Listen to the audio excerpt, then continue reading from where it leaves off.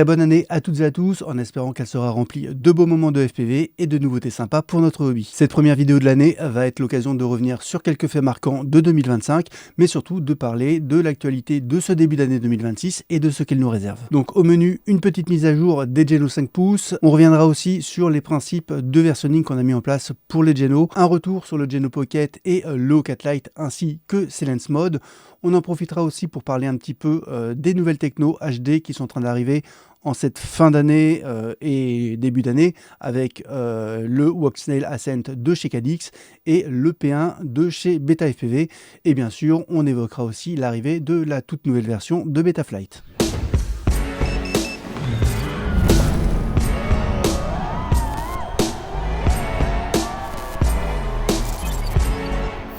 On va commencer par le Geno 5 pouces qui va bientôt fêter ses 3 ans et qui est passé là depuis quelques semaines en version 1.6.0. Rien de révolutionnaire, hein. C'est un châssis maintenant très mature, mais on continue quand même à prendre en compte les retours pour rester toujours dans une démarche d'amélioration continue. J'en profite juste une petite vingtaine de secondes pour glisser quelques remerciements, à commencer par Olivier alias Nochamo, hein, qui fait un travail colossal sur toute la gamme des Geno. On a aussi une pensée pour nos 4 découpeurs de carbone français, Eric, Jérémy, Pierre-Louis et Romain. Donc ils connaissent nos frames sur le bout des doigts et ils sont toujours de très bons conseils. Du côté des shops, on remercie également Drone FPV Racer, la caméra embarquée et Studio Sport, hein, qui nous accompagnent dans cette aventure. Et bien sûr, merci à vous, la communauté. Hein. C'est grâce à votre confiance que les Geno ont eu un succès qui a de loin dépassé toutes nos attentes. Revenons donc à cette version 1.6.0. Hein. Comme d'habitude, vous retrouverez les modifications dans le changelog en bas de la page, hein, sur Printables. Si vous êtes dans le menu, hein, vous avez un lien directement vers le changelog et vous verrez ici toutes les dernières nouveautés qui sont intégrées dans cette version. Alors là, il y a pas mal de texte, mais vous allez voir, c'est quand même assez succinct. Tout d'abord, on a une petite modification concernant la bottom plate sur toutes les déclinaisons. On a un petit peu renforcé, ici je vais vous mettre en grand, on a un petit peu renforcé, alors vous voyez pas, hein, c'est sous les TPU, mais on a un petit peu renforcé l'épaisseur de carbone autour des fentes pour les caméra plates. Parce qu'il y avait quelques personnes, hein, qui arrivaient quand même à cracher bien fort sur l'avant, et ça pouvait être un petit point de fragilité, donc on a élargi le carbone autour des fentes sur la bottom plate. Le deuxième point concerne les 2 trous pour les vis arrière de la top plate. Alors, bon, ça pouvait peut-être être un petit peu fragile parce qu'il n'y avait pas énormément de carbone autour de ces vis, et c'est surtout au niveau des découpeurs de carbone. Ça rendait la vie un peu plus compliquée de faire à tous les coups une coupe bien propre à ce niveau-là, surtout avec les chanfreins. Donc on a aussi ici ajouté un petit peu plus de carbone autour des trous des vis. Du coup, forcément, on a revu, hein, tous les TPU de bumper avant, vu qu'ils se prennent sur la bottom plate.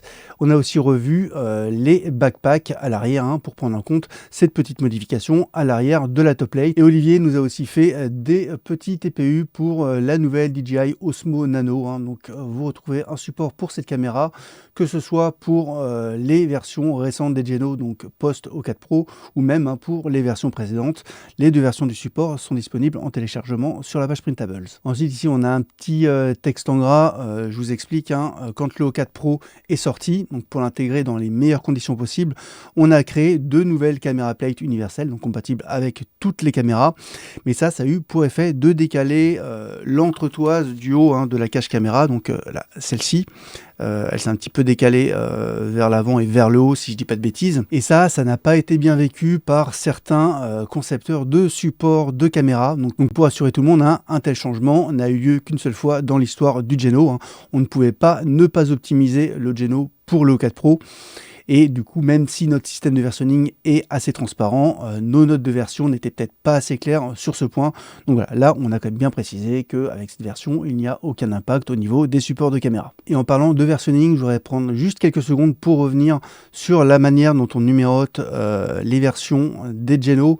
Je vous en ai déjà parlé, hein, dans d'autres vidéos, mais là, je vais juste prendre quelques secondes pour revenir dessus très rapidement. Le numéro de version est constitué de 3 nombres.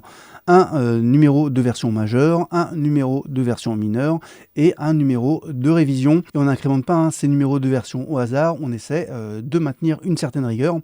Concernant la révision, alors on l'incrémente uniquement en cas de modification qui n'a absolument aucune conséquence, hein. Donc généralement, c'est des choses qui sont peu importantes. On va rajouter des nouveaux TPU, on va peut-être modifier du carbone à un endroit, mais ça ne va rien impacter du tout. Voilà, c'est vraiment des toutes petites modifications. Ensuite, le numéro de version mineure, alors lui, on l'incrémente en cas de modification qui reste peu importante, mais qui va potentiellement casser la compatibilité avec certains TPU.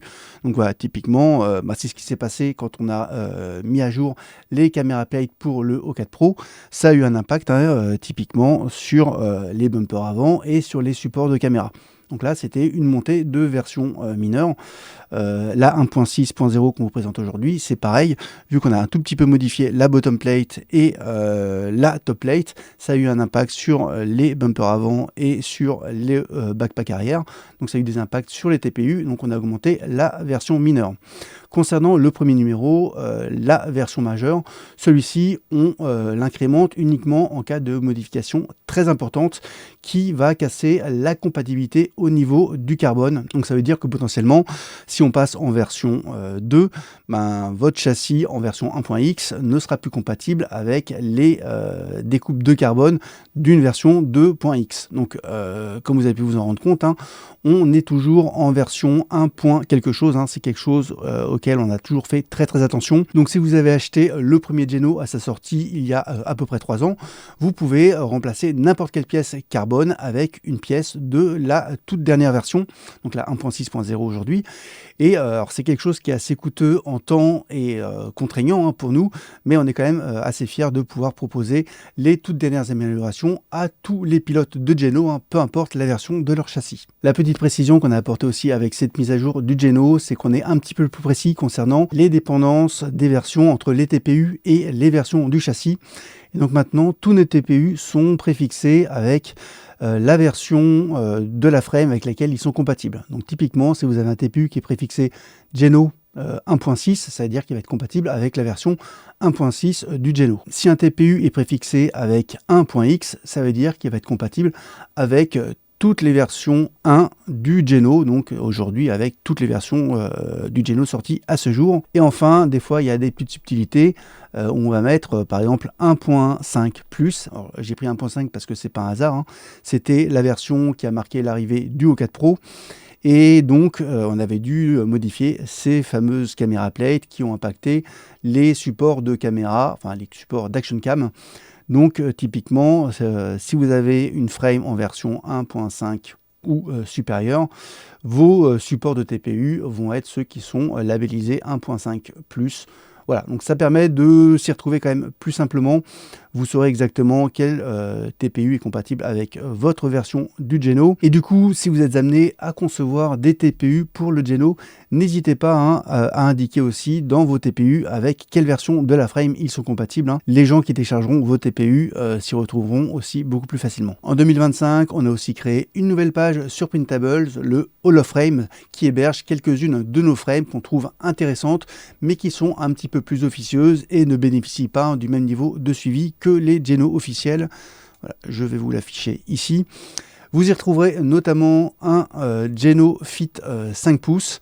Alors, c'est pas le build, hein, le plus simple. Je vais juste repasser sur la caméra pour vous montrer. En gros, hein, c'est un Geno qui est un peu plus low profile, hein. Donc, vous voyez, la stack, elle est très serrée. C'est un build qui est plus low profile, qui est plus compact, qui est plus léger et qui est extrêmement solide, qui a un comportement ultra sain en vol. Actuellement, c'est mon build préféré, hein, avec lequel je prends le plus de plaisir à voler.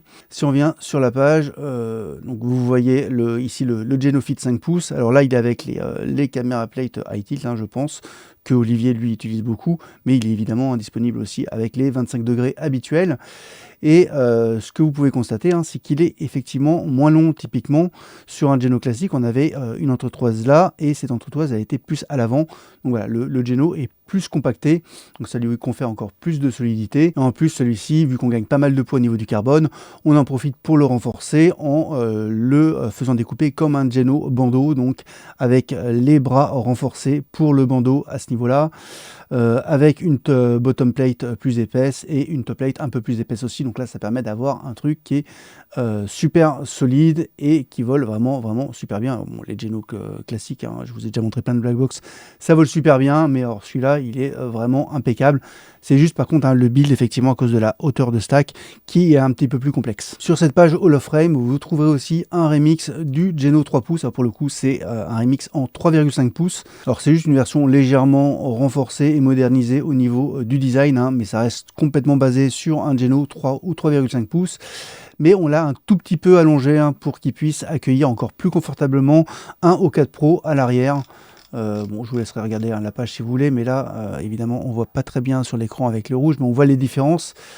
Attendez, je vais vous le montrer en direct. Voilà. Donc, voilà, on se retrouve ici hein, avec des coins plus arrondis plutôt que des choses anguleuses comme sur le Geno 3 classique. Il y a un peu de renfort ici au niveau des bras et de la jonction avec l'arrière du bus. Et effectivement, il y a aussi plus de place pour le O4 Pro là qu'on peut intégrer très facilement avec des TPU. Voilà. Avec les hélices, on voit pas très bien, mais ça permet quand même d'avoir quelque chose d'assez propre. Et cet été, hein, d'ailleurs, c'est cette machine-là que j'ai utilisée à la montagne hein, pour faire quelques souvenirs en mode cinématique. Et ça a pas mal fonctionné. Alors depuis, on a aussi rajouté des soft mounts encore plus efficaces hein, pour les supports de caméra, comme vous pouvez le deviner ici. Voilà, donc tout est disponible sur cette page. Ensuite, l'une des nouveautés les plus marquantes de 2025 aura probablement été le DJI Air Unit O4 hein, qui se décline en deux versions, une version Pro et une version Lite. On ne va pas s'éterniser sur le O4 Pro, on en a déjà parlé pas mal sur la chaîne, il est pratiquement parfait, mais c'est surtout le O4 Lite hein, qui est venu bousculer notre hobby cette année. Son prix et ses performances ont été d'excellentes surprises, relançant les possibilités de build ultra compact en DJI. Et ça nous a d'ailleurs amené à sortir le Geno Pocket en 2,5 pouces ainsi qu'un Geno Fit 3 pouces justement dédié au O4 Lite et d'ailleurs aussi à toutes les autres caméras au format nano. Donc cette fois-ci ça se passe sur la page Printables officielle de WeAreFPV hein. Vous avez le Geno Pocket ici hein, et toutes les infos qui vont avec hein, comme d'habitude, et vous retrouvez également le Geno Fit 3 et 3,5 pouces ici. Donc encore une fois, c'est une déclinaison du Geno 3 pouces classique, mais pensé pour le O4 Lite, donc il est encore plus petit, plus léger, etc. Le Geno Pocket a été forqué par la communauté, donc c'est-à-dire que des pilotes de la communauté s'en sont inspirés pour créer leur propre déclinaison. Alors je pense notamment au remix de Nox, hein, qui a fait quelques petites modifications, en particulier sur la bottom plate, en ajoutant des passages de sangle. Mais je pense aussi au Geno 25 de Cam Traveler hein, qui a fait un travail énorme. Alors pour le coup, c'est une modification assez large hein, du Pocket. Vous retrouvez d'ailleurs différentes versions. Sa page est extrêmement détaillée. Hein. Il a repris un peu notre façon de présenter nos châssis et voilà, il va dans le détail. C'est un travail absolument remarquable. Et ce qui est très intéressant dans cette version, c'est qu'il propose aussi une déclinaison qui est capable d'accueillir les caméras de 19 mm de large, hein, là où le Pocket et beaucoup de frames destinés aux caméras nano se limitent à du 14 mm. Celle-ci peut accueillir des caméras de 19 mm, donc ça peut être intéressant, notamment avec des caméras un peu plus haut de gamme chez Walksnail. Mais comme bien souvent avec DJI, en gros c'est super, mais il y a toujours un truc qui fait un peu chier, et pour le O4 Lite, c'est son FOV ultra serré et quand même relativement déformant.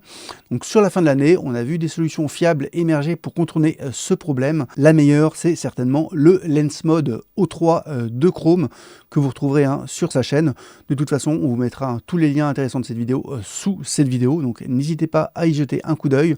Donc ce qu'il a fait, hein, c'est qu'il a réutilisé la lentille DO3 pour l'installer sur le O4 Lite, et ça permet d'avoir un vrai FOV bien grand et avec beaucoup moins de déformation, et bon, ça change vraiment tout. Donc je vous invite à aller regarder sa vidéo et à faire le mode hein, si ça vous intéresse. Et d'ailleurs, BardFPV nous propose un support de caméra pour le Geno Pocket qui est compatible avec le Lens Mode O3 de Chrome, Toujours pareil, les liens dans la description. Et enfin, autre solution viable, c'est Flywoo en collaboration avec Runcam qui en sont à l'origine. Il s'agit du Flywoo O4 Wide Lenset, donc ça va vous permettre d'adapter une lentille un peu plus grande et moins déformante sur vos O4 Lite, et en plus vous bénéficierez d'adaptateurs pour pouvoir les monter dans différents types de frames. Bien sûr, l'idéal aurait été que ça vienne de chez DJI directement en sortie de boîte, mais c'est comme ça, et donc on a vu que moyennant un petit effort, on peut profiter du O4 Lite dans de très bonnes conditions. On a beaucoup parlé de DJI, passons maintenant à la concurrence, avec tout d'abord Caddx qui nous propose depuis peu une nouvelle solution HD d'entrée de gamme avec Walksnail Ascent. On a d'ailleurs dédié récemment 2 vidéos à cette nouvelle technologie sur la chaîne. Pour l'instant, tout n'est pas parfait. On a encore notamment quelques petits soucis de fluidité qui nous empêchent pour le coup de la conseiller. Mais il y a quand même un vrai potentiel et son positionnement tarifaire vient quand même rebattre les cartes de l'entrée de gamme. Je vais vous montrer quand même la fiche produit. Pour rappel, on parle d'un combo antenne caméra VTX à seulement 35 $ sur le site officiel. Alors là, le prix est indiqué en euros, une trentaine d'euros, sachant que vous risquez quand même de vous taper des frais de douane. Pour l'instant, c'est pas encore vendu en France. Bon, on imagine que ça ne devrait pas trop tarder. En tout cas, voilà, le tarif est super intéressant. Et tant que j'y pense, donc cette nouvelle techno, elle s'appelle Walksnail Ascent. Vous savez que depuis quelques années, on a aussi Walksnail Avatar. Ça ne vient pas remplacer la branche Avatar de Walksnail, ça vient en parallèle et ça vise plus le marché de l'entrée de gamme. Les deux gammes vont continuer à évoluer en parallèle, par contre elles ne sont absolument pas compatibles entre elles. Depuis notre première review, une mise à jour est sortie pour le masque et le VTX Ascent. À noter qu'il est aussi maintenant possible de flasher le drone Protos, donc le drone équipé de la technologie Ascent de chez Caddx avec le firmware Betaflight. Alors je ne l'ai pas testé personnellement, mais j'ai pas mal échangé avec SipFPV, que je remercie au passage pour toutes les infos qu'il a partagées avec moi. Et lui, en tout cas, il est plutôt satisfait de cette bascule sur Betaflight. Malheureusement, cette dernière mise à jour n'a pas corrigé notre principal problème concernant la fluidité, mais on voit qu'ils travaillent dessus, qu'ils ajoutent de nouvelles fonctionnalités au fil du temps. Et d'ailleurs, ici, vous avez un petit aperçu d'un test en long range avec cette dernière version, et on voit que, alors c'est sur une aile, c'est sur une voilure fixe, mais on voit quand même que ici le gars a réussi à taper les 7 km avec ce VTX qui, pour rappel, est limité à seulement 100 mW. A noter qu'ils viennent également d'annoncer un nouveau VTX Ascent Lite Plus qui cette fois-ci va permettre de monter à 500 mW. Et donc on voit, il sera dans une case, il aura certainement un meilleur refroidissement. Et il sera aussi capable de délivrer 100 fps, là où le Lite était pour l'instant limité à 60 fps. Donc voilà, ce sont des choses qui continuent à aller dans le bon sens. Et en plus du VTX, ils ont annoncé, on a déjà un masque donc, qui existe, que vous aviez vu dans notre review du Caddx Protos et de la Techno Ascent de manière plus globale. Mais ils ont aussi annoncé 2 nouveaux VRX, un VRX Pro donc qui se branche en HDMI et qui permet de taper les 120 fps, et un autre VRX, pour le coup qui n'est pas pro, mais qui lui sera limité à 60 fps. Donc pour l'instant, on n'a pas encore toutes les infos sur les prix, etc. Donc voilà, on voit qu'il y a pas mal de choses qui arrivent autour de cette techno, donc on va continuer à surveiller tout ça en 2026. L'idée de rendre la HD accessible à tous pour un prix dérisoire, c'est quand même vraiment chouette. Mais ils ne sont plus les seuls sur ce créneau. Hop, je vais vous afficher la page. On a BetaFPV qui annonce aussi sa techno HD qui s'appelle P1 et qui semble basé sur les mêmes puces que Caddx avec son Ascent, et se positionne aussi sur des tarifs tout aussi agressifs.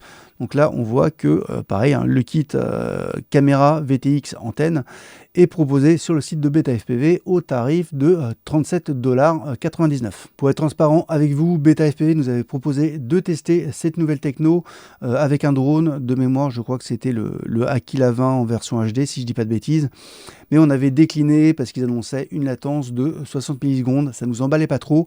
Ils nous ont lancé quand même plusieurs fois, finalement ils nous ont eu à l'usure. Alors on n'a pas pris le drone, mais on a demandé juste le VTX, et ça va nous permettre de le monter dans un Gelo Pocket. J'en ai 2 des Pocket, donc il y a celui-ci qui est actuellement monté avec le Ascent Lite de chez Caddx. Donc dans le deuxième, pour l'instant j'ai un O4, mais à la place je vais monter le P1 Air Unit de chez BetaFPV, et ça va nous permettre de les comparer vraiment en face à face. Et on finit cette première vidéo de l'année avec notre firmware favori. Pile poil le jour de Noël, Betaflight a officialisé sa version 2025.12.1. On va basculer sur la page GitHub de cette release.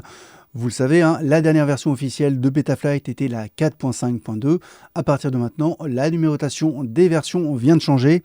Donc on n'aura pas de version 4.6. On bascule sur un nouveau format, année, point, mois, point, révision. Donc le cycle prévu, c'est de sortir à partir de maintenant 2 versions par an. Il y en aura une en juin et l'autre en décembre. Donc ça veut dire que les prochaines versions seront donc les versions 2026.6.1 pour celle de juin et 2026.12.1 pour celle de décembre prochain, même si évidemment, hein, entre-temps, on aura quelques corrections avec des versions certainement 2025.12.2, 2025.12.3, etc. Comme à chaque nouvelle version, on retrouve de nouvelles fonctionnalités, des corrections de bugs, des optimisations et la prise en charge de nouveaux matériels. Alors malgré tout, hein, pas sûr que l'on sorte une vidéo dédiée à cette mise à jour. Il n'y a pas non plus de nouveautés fondamentales dans cette version. Nous, en général, ce qui nous intéresse le plus, c'est ce qui va potentiellement améliorer la qualité de vol de nos drones. Et de ce côté, hein, depuis la version 4.3, mais dans une moindre mesure, la 4.4, ça n'a pas énormément évolué. On retiendra quand même quelques points intéressants. Du côté des nouvelles fonctionnalités, on a une fonction de maintien de l'altitude, aussi une fonction de maintien de la position. Donc c'est des choses qu'on trouve généralement un peu plus dans des drones orientés prise de vue. À noter hein, que ces deux fonctions nécessitent d'avoir un GPS sur votre machine. Ils ont également ajouté une fonctionnalité de désarmement automatique hein, pour faciliter les atterrissages. Bon, vous le savez, pour ceux qui n'ont pas forcément l'habitude de désarmer au-dessus du sol, surtout si vous avez le Air Mode activé quand vous tapez le sol, voilà, le truc qui peut faire des rebonds, ça peut être un peu chiant de se poser. Du coup, normalement, il sera maintenant capable, si vous activez cette fonctionnalité, de se désarmer automatiquement. Bon, c'est peut-être un petit plus pour les débutants, je suis pas sûr d'y voir un grand intérêt, mais bon, voilà, c'est une fonction qui est là en plus. À noter aussi qu'il y a eu une grosse refonte du crash flip pour faciliter l'utilisation du turtle mode. Hein. Vous savez, quand vous plantez, que votre drone il est la tête à l'envers, ça permet de faire tourner les hélices dans le sens inverse pour le remettre à l'endroit. Alors attention, la fonctionnalité est très efficace, hein, ça permet de ne pas cramer vos ESC, ça met juste ce qu'il faut et le drone se remet dans le bon sens quasiment instantanément et du premier coup, là où quand c'est nous qui gérons le turtle mode, c'est parfois un petit peu galère et des fois on tire un peu trop sur les ESC, ça peut les mettre en danger. Bon, malgré tout, cette fonctionnalité, elle est sans doute très intéressante pour de la race, hein, ça va permettre de repartir très très vite en cas de crash. Par contre, quand même, en freestyle, hein, faites attention, les situations où on a réellement besoin d'un turtle mode bien bourrin, bien classique, on peut le mettre le truc à fond, hein, typiquement, si on se perche très haut dans des branches, que le drone est emmêlé, des fois, il faut qu'on y aille comme des bourrins, là, avec du turtle dans tous les sens pendant plusieurs minutes. Si vous activez ce nouveau crash flip, vous risquez de ne pas pouvoir tirer pleinement parti des capacités du turtle mode et votre drone pourrait rester perché. Donc attention en freestyle, hein. Testez avant pour voir si ça vous convient, mais ce n'est pas forcément quelque chose qu'on va conseiller, en tout cas pour le moment, pour un usage freestyle. On a aussi plusieurs améliorations concernant l'utilisation d'ailes volantes avec Betaflight. Alors, pour le coup, moi je fais pas d'ailes, c'est pas trop mon truc, donc je peux pas trop vous en parler. Certainement d'autres chaînes le feront beaucoup mieux que moi. Et parmi les nouveautés côté matériel, on voit entre autres le support de nouvelles targets comme les Raspberry Pi Pico. Donc voilà, on va certainement voir arriver de nouvelles FC équipées de ces microcontrôleurs à l'avenir. Donc voilà, moi ça va encore diversifier notre matos. C'est toujours une bonne chose. Et un point important hein, pour ceux qui n'auraient pas encore fait la transition, l'époque des clients lourds pour configurer et flasher Betaflight est officiellement révolue. Hein. Donc on bascule maintenant officiellement sur le configurateur en ligne que vous retrouverez à l'adresse hein, qui est indiquée ici, app.betaflight.com. Et ici, vous aurez donc le configurateur qui se charge dans votre navigateur. Et comme vous pouvez le voir, maintenant, le versionning de ce configurateur va se calquer hein, sur le firmware. Donc là aussi, on est aussi en version 2025.12.1. Alors, pas de panique, hein, si comme moi, vous êtes quand même attaché au côté application autonome, notamment pour pouvoir la lancer hors ligne sur le terrain. Par exemple, si vous n'avez pas Internet, vous pouvez évidemment télécharger cette application web en local au travers de votre navigateur pour pouvoir la lancer séparément. Par exemple, moi j'ai un bouton ici comme avant hein, qui me permet de lancer Betaflight et hop voilà, il me le démarre dans une fenêtre séparée. Et c'est quand même l'application web hein, évidemment qui est intégrée dedans, mais elle reste quand même séparée et pour le coup elle peut marcher en mode offline. Je pense que ça dépend des navigateurs, hein.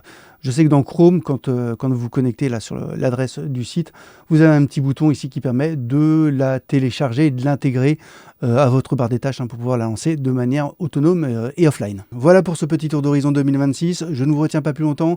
Comme d'habitude, si notre contenu vous plaît, n'hésitez pas à laisser un petit commentaire et un petit pouce pour nous soutenir, sans oublier, hein, l'abonnement pour ne pas manquer les prochaines vidéos. Encore une fois, bonne année et à bientôt. C'était Jérôme pour Oui à FPV.